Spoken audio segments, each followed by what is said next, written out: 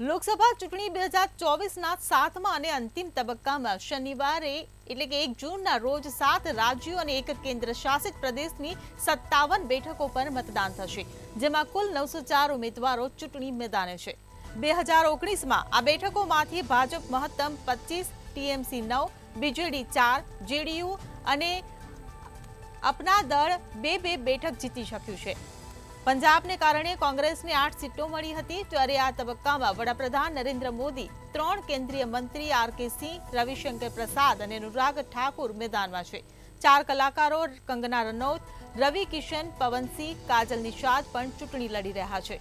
આ સિવાય મમતા બેનર્જીના ભત્રીજા અભિષેક બેનર્જી, અફઝલ અંસારી, વિક્રમાદિત્ય સિંહ પણ પોતાનું નસીબ અજમાવી રહ્યા છે। તો આવતીકાલે 8 રાજ્યોની 57 બેઠકો પર મતદાન યોજાશે। કુલ 904 ઉમેદવારો ચૂંટણીના મેદાનમાં છે। તો વારાણસીથી પીએમ મોદી પણ મેદાનમાં છે। 33% ઉમેદવારો કરોડપતિ, સૌથી વધુ 48 ભાજપના ઉમેદવારો છે। તો અનુરાગ ઠાકુર, આર.કે. સિંહ, રવિશંકર પ્રસાદ પણ ચૂંટણીના મેદાનમાં છે। તો આ સાથે જ કંગના રનૌત, રવિ કિશન, પવનસિંહ પણ ચૂંટણી લડી રહ્યા છે। તો મમતા બેનર્જીના ભત્રીજા અભિષેક પણ ચૂંટણીના મેદાનમાં છે।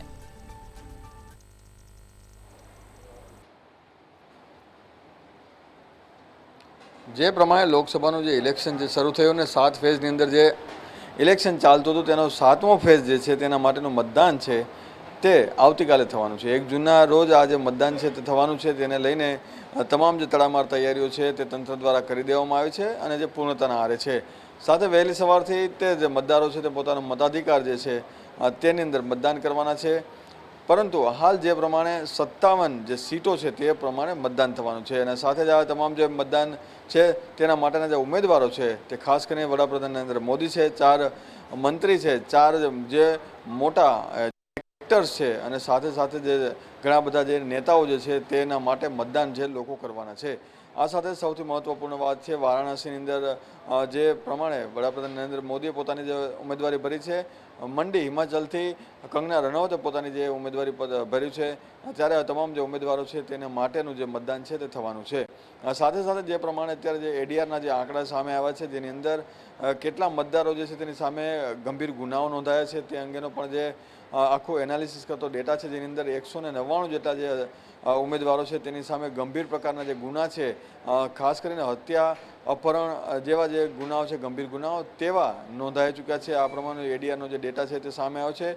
155 જેટલા જે ઉમેદવાર છે તેની સામે નાના મોટા જે પોલીસ ફરિયાદો છે તે નોંધવામાં આવ્યો છે, જેનું પણ જે એનાલિસિસનો ડેટા છે જેની અંદર બહાર આવ્યું છે।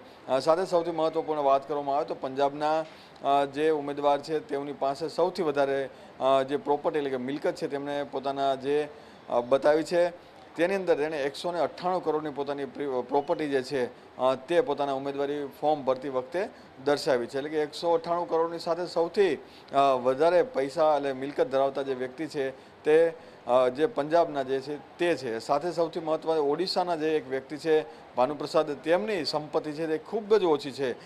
જે પ્રમાણે તેમણે પોતાની જે ફોર્મ ભર્યું તે દરમિયાન તેમણે અપક્ષ ઉમેદવારીની અંદર પોતાની પાસે 1500 રૂપિયાની મિલકત હોય તેવું બતાવ્યું છે। સાથે બીજા જે એક ઉમેદવાર છે તેમણે પોતાની જે મિલકત છે તે 2500 રૂપિયા જેટલી બતાવી છે। એટલે કે ખૂબ જ ઓછી મિલકત છે આ બંને લોકોની છે અને સાથે સૌથી વધારે મિલકત ભાજપના આ જે નેતાની છે।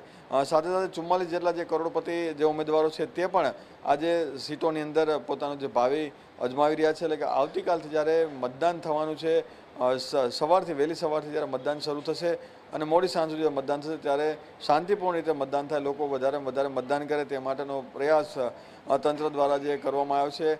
એટલે કે વહેલી સવારથી જ મતદાન શરૂ થઈ જશે। ત્યારે વારાણસીથી વડાપ્રધાન નરેન્દ્ર મોદી અને પશ્ચિમ બંગાળથી જે મમતા બેનર્જીના ભત્રીજા છે તે અને સાથે હિમાચલથી કંગના રનૌત, આ તમામ જે મોટા જે લોકો છે તેમને પોતાની ઉમેદવારી નોંધાવી છે, તેનું મતદાન છે અને કાલે છેલ્લા ચરણનું મતદાન છે। એટલે ત્યારબાદ લોકસભાનું ઇલેક્શન છે તે પૂર્ણ જાહેર કરી દેવામાં આવશે અને 4 જૂને આ તમામ જે મતદાનનું જે પરિણામ જે છે તે જાહેર થવાનું છે।